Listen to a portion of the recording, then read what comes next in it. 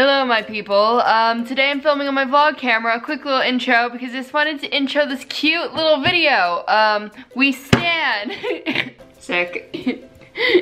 So essentially, as many human beings do, your father, your daddy, that branding will never end, goes through a lot of struggles. And I want to take everything I've learned from the struggles I've gone through, especially this past month, and be able to educate you all from my experiences. And this video is so incredible with that, and I'm really proud of my words and what I portrayed in this video. But before I get onto the video, I wanted to say hello, I'm doing a giveaway. I'm going to be giving away my dignity.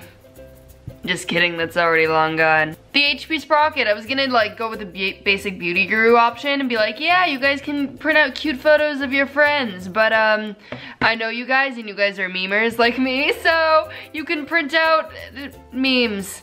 I've really been enjoying printing out Jonas Brothers lyrics. A very sad band breakup. It still kind of hurts me. If you're still upset about the Jonas Brothers breakup or Club Penguin, oh wow. Don't even say that word to me, no. Or if you just really want more advice videos, then give this video a thumbs up. Let's get this video, I'm watching you, 20,000 likes. And to enter the giveaway, all you have to do is follow on Instagram at Jessie Page and my at Jessie Trash as well. I have an Instagram called at Jessie Trash. Oh, and also all these questions from my Twitter, and if you want to be the next one, follow at Jessie Page. A lot of messages about mental health and just general identity and finding yourself from my own experience, and I also tweet a ton of really emo shiz. And also this video is so cute because it's with basically my big sister, Nikki. She literally, like, she calls herself my big sister and I call her my big sister. Thank you. Okay, and we'll get into the video. Whee! Hi guys, today I'm here with Nikki. She gave me a makeover. I feel so hot right now. I don't feel like myself. Like, we danced to the Kim Possible theme song. I asked you guys on Twitter and I was like, what video would you want me to do with Nikki? And all of you guys were saying that you want something related to like self-love, identity, and relationships, breakups. So we're like big sister, little sister, just gonna like sit down and spill the tea. I feel like we represent the same stuff. Yeah, exactly. We stand for all the same stuff. I feel like it'll be cool to be able to like take our conversations in like a really genuine, like intimate part of our lives and like do just like a genuine combo, a Nikki and Jessie genuine combo, but for you guys. So cute. You guys can see the action. I personally just like am dealing with a lot right now. If you follow me on social media, you know,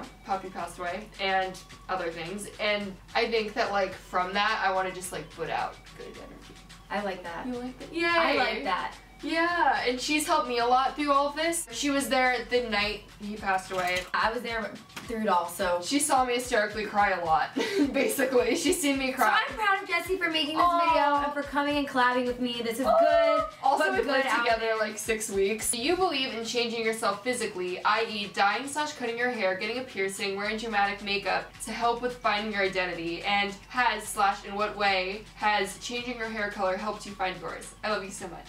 Well, love me too. So I thought this was like, I don't know. I like that we literally talked about this today, that's why. Yeah, well when I was doing her makeup in my video, I was like, I developed my Nikki smoky eye when I was going through something. She calls it the breakup makeup. The breakup makeup. Like literally, I went like right after my breakup, I literally like started like wearing heavy eye makeup. I made my hair lighter blue, changed my style, and get piercings. And you know what? That doesn't mean you're going through a phase. It means you need that side of you to come out more when you're going through something. So it's like, say you need to be mentally strong, you're gonna try to look maybe a little physically strong to help you be a little more physically strong. I think that's a great way to like get through something, and by going through phases, you're gonna get closer to finding who you truly are. So I'm all for people experimenting, changing 100%. their hair color. We're very into that. Yeah. I think another really cool thing about like changing something is like, given like a really bad and hard situation, it almost makes the situation, even though it's not positive, feel a little bit positive because it's like at least something came out of this. Like for example, me going through a lot emotionally and being like, okay, after this I'm gonna do this one thing I've always been scared of. At least it's like, you know, I grew from that. So it's like a positive thing. Like maybe like a bad thing can get you to try something on yourself that you wouldn't have never tried if you didn't go through it. Exactly. You can find yourself through it. Like this bitch going blonde. Ooh. Do you think acne, how do you feel about hair being a major part of your identity? P.S. I love you, Jessie. I love you too. And I went through something really bad where I felt like I needed to have colored hair to have an identity almost, and like I felt like I wasn't unique or cool or just like, I don't know, I felt like my colored hair made me and my whole branding, and I'm like, no, like it's literally hair, it is a color. Like will be the same Jessie Paige, blonde or with blue hair, and yeah, it doesn't make me any less special to have, you know, like I'm still the same person. Your life is not your hair color. I mean, like sure, your hair color might change a few little things in your life, but like the majority of your life is made up of like just yourself and what you manifest and who you hang out with, and it's all you, and that is very separate from your hair color. So you are essentially not your hair color. Like, that was like the best answer. Really? It is. I can't, because I just know that I went through that thought process too. Yeah. Let me tell you, it was very liberating when I went black. I had black hair around Christmas time. Obviously now I'm back to light blue, but like when I had black hair, I felt like I had to do that just for a few months, even if I had to, just to prove that I am somebody without the blue hair. So done. With the phases. This hair just brings too much negative energy into my life right now. Does this like represent like hardship? Yeah, no, it literally does. Like, as weird as it sounds. My black hair represents hardship too. That's kind of a reason why I went later. We're like both like really emotional people, and I feel like we're both like very into like symbolism and stuff, like this symbols. Hair. Like other people would be like, yeah, like I had black hair, but we're like, no, like that represented a time in my life. Like that's like our personalities. My brown hair represents conforming. Really? I conformed to the girl next door for my boyfriend at the time and for our YouTube channel. It's from Jessie Paige. I've recently questioned my gender, and I'm just wondering, do you ever question your gender? What do you do in those situations? It's like very situational. It's very based off of, you want to make sure if you are, like if you feel comfortable with a different label, a different identity in any way, gender, whatever it is, I think you should make sure that you're like in a safe environment before you come out, because the worst thing would be to deal with like, whether it's like gender dysphoria or like you don't want to deal with homophobia. a situation that's going to make you wish you never said a thing at all. Exactly. Like you want to like it's gonna get you into that habit of like not wanting to say it. Well, the worst thing that could happen is for someone to finally build the courage to say something and then get shut down. That's my heart. Oh. Yeah. So it's like you gotta like feel what's right, I guess. Like feel out a situation, and like I feel like the internet's a great thing in 2018. Like you can find communities online. Yeah. You can follow people like Jessie who have amazing tweets that will make you feel good. Find internet friends going through the same thing, or YouTubers that promote self-love. Like literally, it's a good day and age. I love that. Go to the internet until you're in a safe environment. Thank you. That was such a compliment. That meant so much. Oh, I love your tweets. They're always in my. You missed on Twitter while you were away, and it's like Jessie because I retweet and favorite all your stuff. This partly is like me asking this too. Though I know this, like sometimes I have issues myself comprehending it. What do you do to love yourself? Not just taking baths and listening to motivating music or working out. Like things you tell yourself, reminders, things to truly care for yourself. Not ignoring what your gut and your mind are saying, and just always being honest with yourself. Like if you're not honest with yourself, you're not loving yourself. Like when you're being honest with yourself about how you really feel about certain people and certain situations, and you're not speaking up, you're just saying, I'm not that important, I'm gonna put down how I feel to make other people feel good. Do you know what I mean? No, 100%, I do that. So I think you're gonna start building a voice and then knowing what you want and honoring yourself. I just feel like that's huge for self-love. It's like what your heart's saying, like say it to somebody. If you feel a certain way, if you feel someone's being disingenuous, say it. One thing with self-love, it's so hard to do, but like cutting out negative people or negative situations in your life is a form of self-love, and it might be really hard because you really... Because it's easier to not say anything. Yeah, exactly. Oh, it's okay. I push my emotions under the rug all the time, so why not do it again another day, another week, another month, another year, and then you realize you're pushing your emotions down, down, down. And you think it's easier, but it's actually not what you deserve, and it's harder for yourself. No, then you're just unhappy. How do you deal with a breakup / learn to accept it? Got 4 likes. You take this away. Take the metaphorical microphone. Metaphorical microphone. That's it. Yeah. Oh my God. Yeah. lets you know you're like an English nerd, the metaphorical microphone. I literally use so many metaphors, it's kind of bad. We're like the same. Literally, like, we're like Halsey's. You were red and you liked me because I was blue. You touched me and suddenly I was a lilac sky. Wasn't for you. Mic drop. Just really getting into the video. I'm gonna do it too. Not let the memories trick you. The memories are great memories, but they're in the past for a reason. You broke up for a reason. It's broken for a reason. To be happy in a relationship, two people have to be happy. The second one other person isn't happy, you can't make someone else happy. So you have to just kind of come to terms with it and realize that even if you convince them to stay with you, it would be a miserable relationship. The only way for a happy relationship is for literally two people to be happy. So if they want out, you gotta let them walk out because you don't want to be with someone that's not happy. Nostalgia is a seductive liar. Ooh. Don't let nostalgia make you miss someone that was mean to you. Don't let nostalgia make you miss someone that didn't give you what you deserved. But you just gotta keep the memories in the past where they belong and just literally look ahead. Better things are coming, and you gotta keep that attitude. That's what I have to say. I agree. I retweet that. The only thing I want to add is like friend breakups are a thing too, and like it's the exact same advice. I'd say take her advice with that too. Like best friends, like you emotionally connect, and when you stop talking to that person so often, it's a very similar experience. So when asked me how I'm coping with everything, I'm actually really good. I'm feeling a lot better, and I feel really good actually. How I'm feeling, I wouldn't wish this on like my worst enemy and what I've experienced this month. And I think that like taking that hardship and like creating something really cool and like beautiful out of it, and also just like realizing I need to take time for myself and like allowing myself that time has been really important. And like I'm not gonna lie, like yeah, like I cried 3 times today. It happens, and I get triggered really easily. It takes time, and like some days you're gonna go backwards a little bit and it's not gonna be as easy. It's not such a like whoop, like everything's getting better just like in life. I've been watching Jessie go through this, and I finally see her. You've seen it more than anyone. I know. I finally see her at a little piece, something that I don't think you even realize that like you've changed in your mentality that's been helping you, is that you're letting yourself literally be like, my dog died, and like just it's crappy, and like, you know, like just meeting yourself with okay, like it's okay, I feel this way, I went through some hard shit. Like, do you curse on our channel? You can do it. This is a real video. Like, we're talking about everything. Go for it. You can't run away from, like, your emotions, and I feel like Jessie was running away. She was judging herself. She was like, why can't I just have fun? Why am I stressed out? Between that night and tonight, you're like, it's like, I went through a crappy thing. My dog died. I went through a breakup. Like, she's letting herself be sad. That's a form of self-love.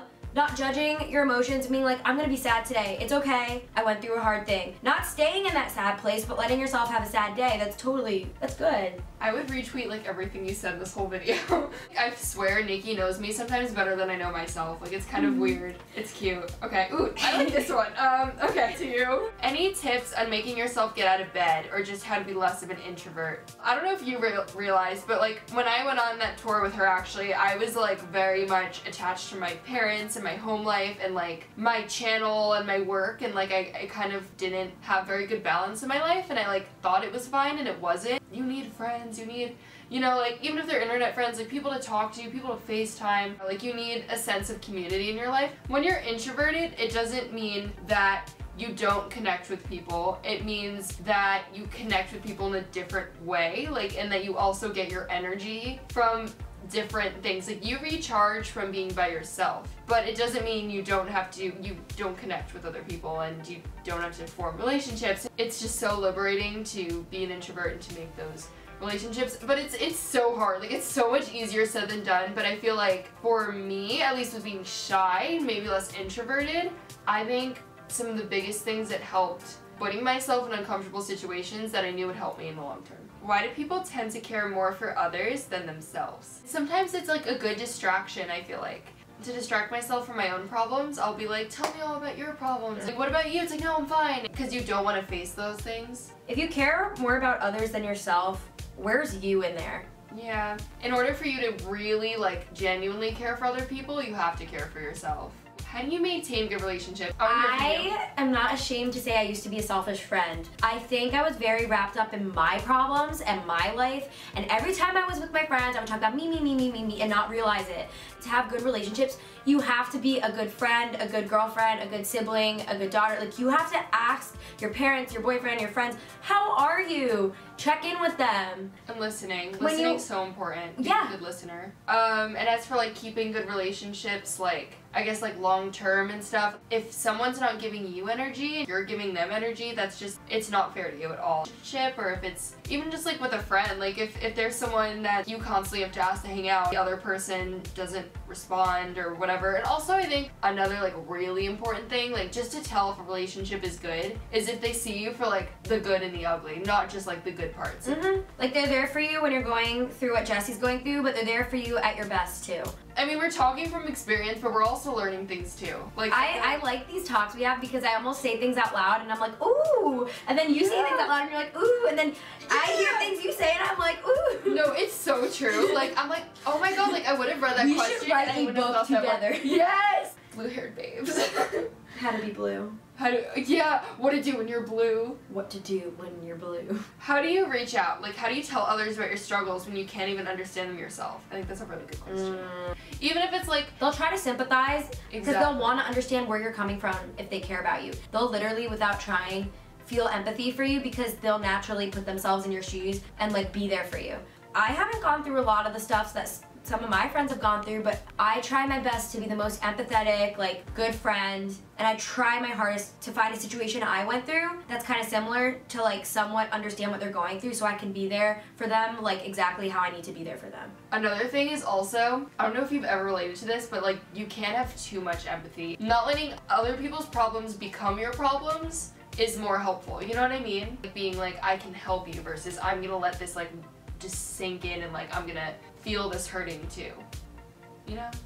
No, I feel like I hit a really important point and you totally finished it perfectly. Really? It's like, be empathetic, but don't lose yourself in other people's problems. Yeah! This is our FaceTime, literally our This is our FaceTime! She was taking notes! I took notes! You gave me a step-by-step system! Have you been following it?